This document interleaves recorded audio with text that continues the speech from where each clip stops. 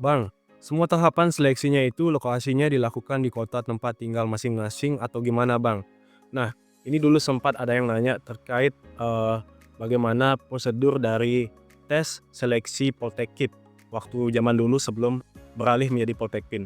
Jadi berdasarkan pengalaman saya itu teman-teman ya, dulu, saya kebetulan mendaftar di Poltekkip itu di tahun 2020. Jadi pada saat itu masih, istilahnya zaman pandemi.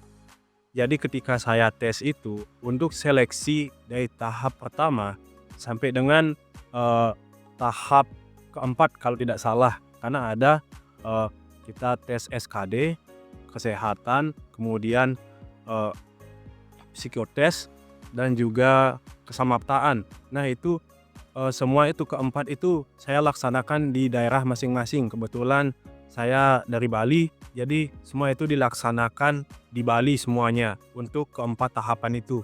Jadi untuk yang terakhir WPFK, wawancara pengamatan fisik dan keterampilan itu, eee, saya melaksanakan tesnya itu di pusat teman-teman. Jadi kita nanti dipanggil dengan ada nota dinas nanti dari, Poltekkip atau Kementerian Hukum dan HAM dulunya teman-teman itu, untuk tes terakhir itu kami dipusatkan semua ke pusat.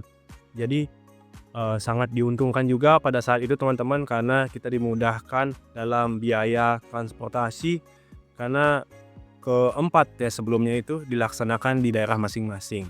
Jadi kurang lebih seperti itu teman-teman.